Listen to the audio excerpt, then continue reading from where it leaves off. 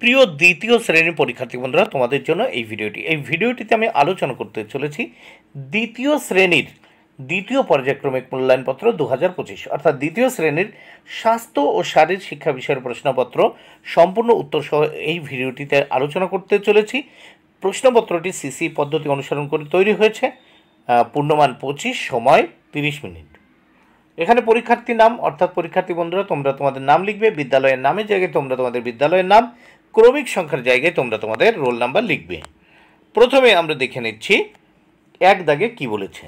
শূন্যস্থান পূরণ করো, এর জন্য রয়েছে 4 মার্ক, প্রত্যেকটি শূন্যস্থান পূরণের জন্য 1 মার্ক করে বরাদ্দ।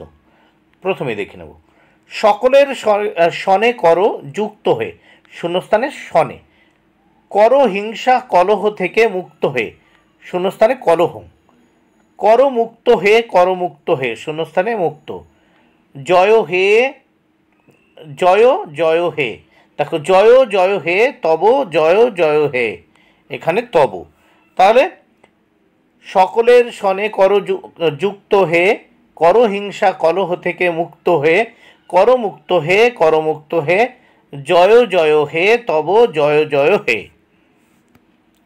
এবার আমরা নেক্সট 2 দাগে দেখে নেব। 2 দাগে এখানে আমরা 4টি ছবি দেখতে পাচ্ছি। এই 4টি ছবিতে যাদের নাম হবে সেগুলো লিখতে হবে।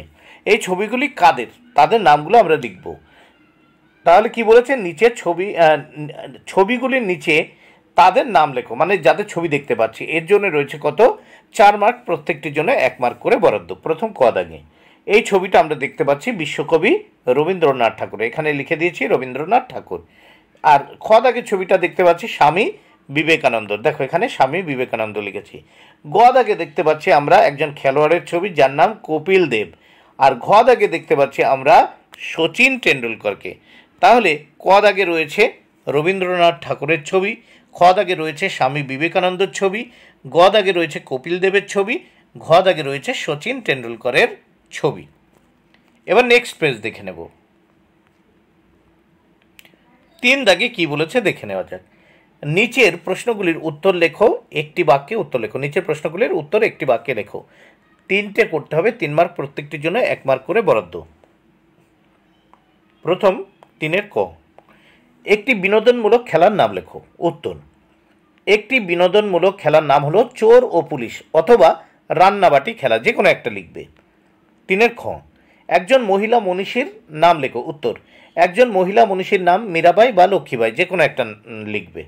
গ দাগে একটি কুচকাওয়াজের উদাহরণ দাও। উত্তর, একটি কুচকাওয়াজের উদাহরণ হলো কদম তাল বা কদম তোল। ঘ দাগে একটি মহিলা খেলোয়াড়ের নাম লেখো।